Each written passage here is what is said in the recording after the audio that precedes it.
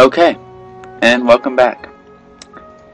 This is my new Let's Play of a game called The Whispered World. This game looked interesting in Steam. Figured I'd give it a shot. Don't really know too much about it. I know it's the game was developed in Germany sometime either last year or the year before.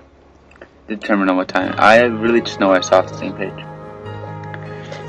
From what I saw in the trailer, this game looks to be beautiful, but we'll just have to see. I know it has anime cutscenes, and I'm not going to talk through them. I'm also not going to talk through any speaking parts. Just make sure I'm going to check that subtitles are on. I think that means they're on, so we're going to be playing with subtitles. And the music stopped, that's weird. Oh well, not important. So yeah, let's get the ball rolling, and I hope you enjoy it.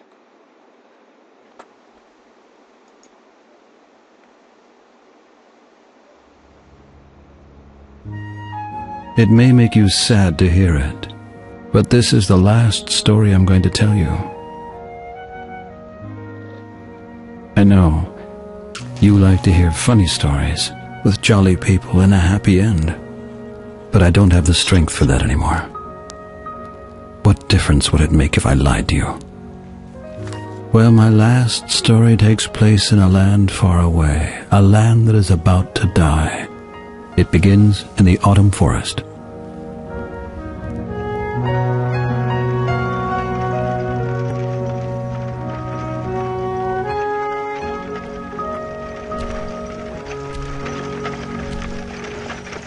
This is the story of Sadwick, the sorrowful clown. Sadwick is sleeping uneasily, like every night. And he doesn't even know that he'll destroy the world in the course of just a few days.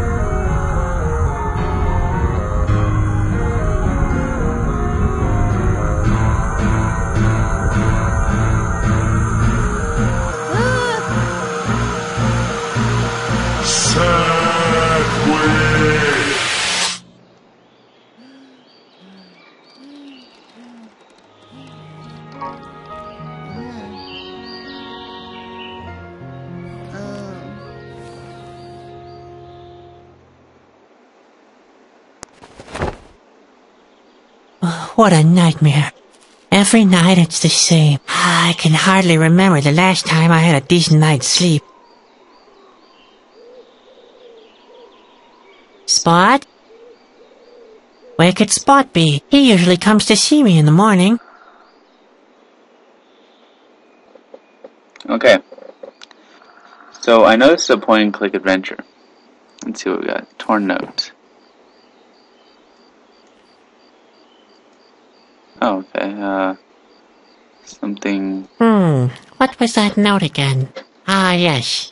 I remember now. It's where Ben sketched out how the human cannonball act is supposed to work. It's so unfair.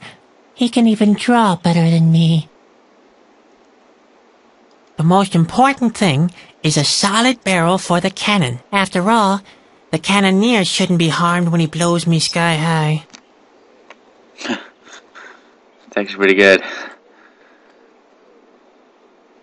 Okay, so... That's supposed to be me. Ben didn't get the fearful expression on my face right, though. The plug is attached to the mouth of the barrel. It's the only way to get enough pressure to blow me hundreds of yards into the air. Oh boy, how I hate this act. A parachute should provide a safe landing. Then there's nothing to worry about, is there?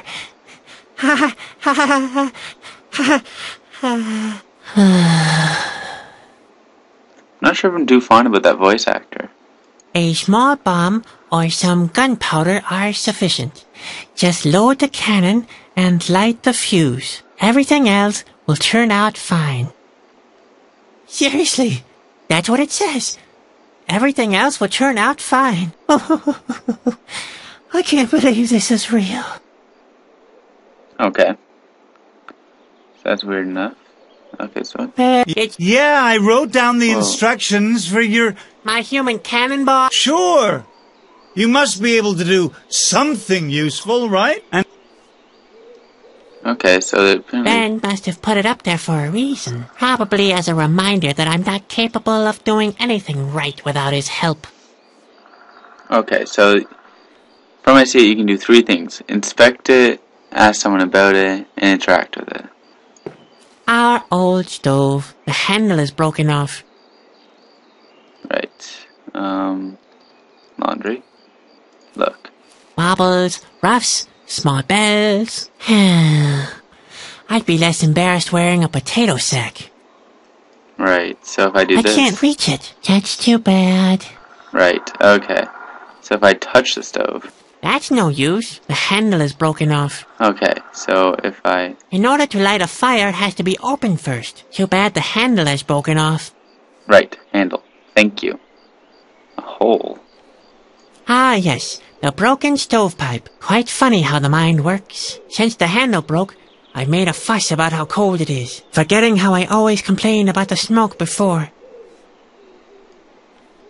I guess somebody should blow out the suit. Someone who's taller than I am, and not an asthmatic, and who doesn't fear dying from suit poisoning. Somebody other than me, then. Right. If only my arm was longer and thinner, and it had 2 more elbows, then I could reach in and open the stove from the inside. You are very sarcastic. This work reminds me of one of the most basic principles of life. No matter what you have accomplished, no matter how big your paws or how sharp your teeth are, you can still end up being a doormat for a band of circus clowns. Oh. That's actually a pretty good metaphor for life. Oh my god! Ben must have hidden it here. He only does that to annoy me. He knows very well I just hate pointed teeth. I could lose a hand if I reach into there. Well, that's just great. It's not by the teeth. Ah! Oh boy, that was close. Ben will pay for this. I could have croaked. And the rug itself. This work reminds me of one of no matter how big you can still... Yep. Okay, so that's the same. Oh, we have the door and the candle. Ben told me this kind of candle burns indefinitely. I'll say it's just pretending. Take the candle. Ouch! Oh, damn, this is going to blister. Why do I have to be so clumsy? Right, Small flame of, and yet eventually fine. Okay, so what else do we have inside the room? And the bed, the torn note, the window. Look, let's... What happens if I just click on it? Nothing. Okay, so I actually have to do A this. dozen poorly assembled boards hanging from 2 loosely attached hinges. They protect me from wild predators, murderers, and all the other dangers in life. Or such is the illusion. You are a sad clown, sir. You should be a symbol of happy, yet you're sad. Oh, sad clowns. Ben? Is that you out there? is it me out here? I don't believe him. Sitting in the trailer all day long, asking me if it's me out here. Don't you have chores to tend to? Alright, I'm coming. And let's go. Right. Sadwick! Come here at once. The day's already wasting away. Right. Another happy day in the colorful world of the circus. Oh, this is an interesting game at least. Okay, we're loading it. Alright. It's well animated at least. Spot! Don't just lie around like that. What's wrong with you? What do you think's wrong with him? Maybe he's sick. The plague. Or food poisoning. Don't talk such nonsense. Worm fungus. Blue pox. It could be anything. He's thirsty, Sadwick. That's what happens if you don't carry out your chores properly. Spot can take it. He's tough. You've got a lot to learn. Caterpillars don't grow very old. Not if you treat them like this anyway. You'd better get used to the idea. You're just saying that to annoy me. I'm serious. You better give him something to drink. Yeah, whatever, Ben. Come on. Let's go, Spot. We'll get you something to drink. And after that, maybe we can finally do something useful. Okay, so costume. Look. This costume won't come any cleaner. Costume, take. Keep your hands off the laundry. You'll only soil them again. Buckets, look. The water looks downright cloudy. No, wait. That's just a reflection of my face. Okay, but I'll wash my hands later. Oh, I've got the feeling I'll get my hands dirty a couple more times today. I'm not thirsty. At least, not enough to drink this. After all, Grandpa's pantaloons have been washed in it. Grandpa looks even older than usual today. oh my god. Hello, Grandpa. Oh, hello, Ben. You look different. Is that a new hat you're wearing? I'm not Ben, Grandpa. I know, Ben.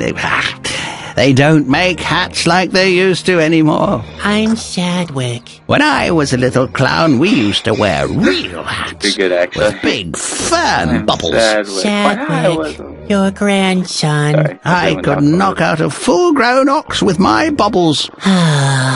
I know that poor animal, but that's the way people liked their hats back then.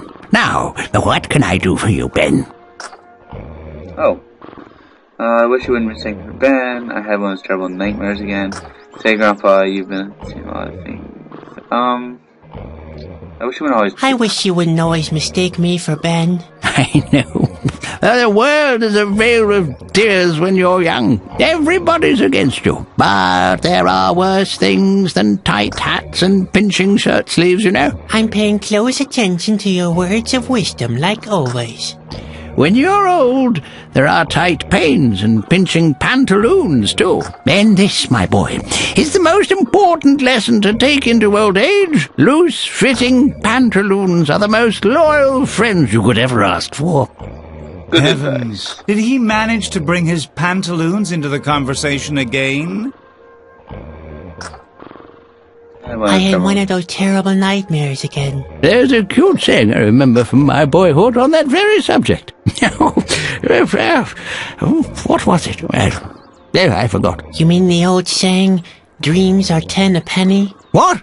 That's nonsense. Dreams are not 10 a penny. I once knew a guy who sold dreams at considerably higher prices. Now that I think of it, that guy might have been me. Who in the world bought dreams? No one. Well, that was where the plan fell short. But it was worth a try. There are always fools who spend money on any little nonsense.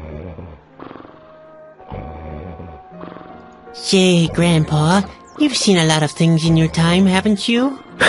You can say that again. You can ask me whatever you can carry. I gotta end off this episode, so I'm gonna end it off here. So this is the first episode of the Whispered World, and I will catch you next time on the second episode of the Whispered World.